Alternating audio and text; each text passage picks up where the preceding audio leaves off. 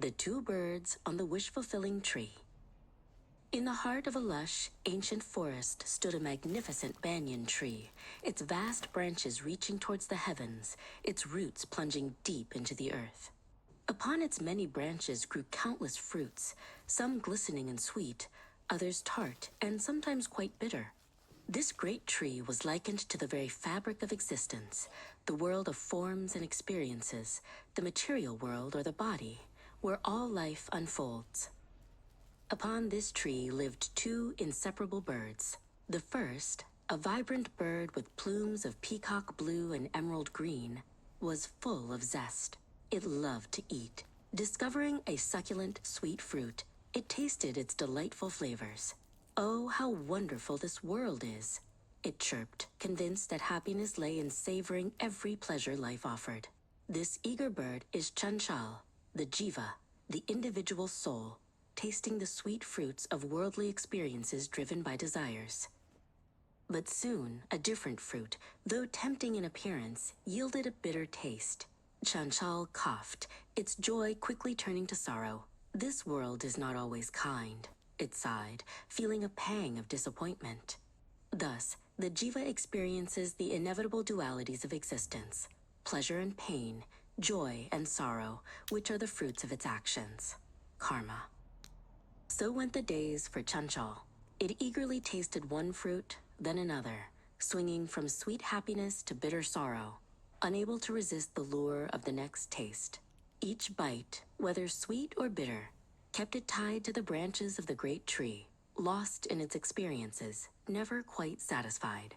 This endless cycle of desire, action, and consequence is the very nature of samsara.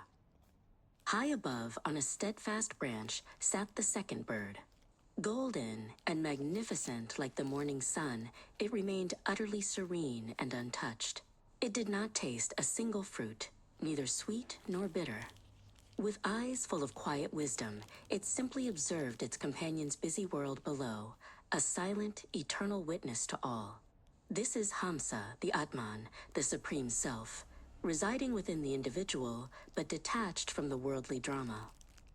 One day, after tasting a fruit so bitter it brought tears to its eyes, Chanchal looked up, its heart heavy with sorrow. It saw Hamsa, still and radiant, watching calmly. A strange sense of peace, a fleeting hope, stirred within its weary heart. It yearned for the serenity it saw in its companion. It began to question its endless pursuit of outer pleasures and pondered the nature of the peaceful bird above. Driven by a deep yearning for that higher peace, Chanchal began to climb, slowly moving upwards. The vibrant colors of its feathers seemed to subtly change as it ascended. It noticed the sweet and bitter fruits, but its gaze was now fixed on the serene presence above. It began to understand that true joy was not found in tasting every fruit, but in seeking something higher, a deeper peace, by turning away from desires. As it drew closer to its silent companion, the golden light of Hamsa grew brighter, embracing it completely. Chanchal felt a strange lightness, a sense of belonging it had never known. The worries of sweet and bitter fruits, the pull of desires, began to fade into insignificance. The perceived separation, the veil of Maya, illusion, began to lift.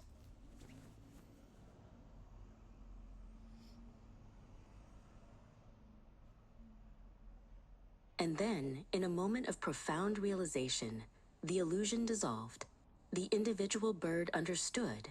It was not merely with the golden bird. It was the golden bird.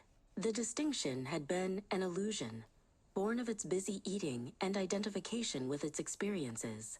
It had always been one with the serene, detached witness, the Supreme Self, Atman, which is Brahman, the ultimate reality. The profound truth dawned. Aham Brahmasmi, I am Brahman, and Tattvam Asi, thou art that. Liberated from the cycle of longing and sorrow, the bird now resided in eternal peace. It could still perceive the world below, but it was no longer affected by the transient sweetness or bitterness of the fruits. Its true nature revealed it was one with the Supreme Self, forever free. It was ready to engage with the world, fulfilling its purpose, Dharma, but with a quiet joy, a deep inner freedom, and a love that embraced all.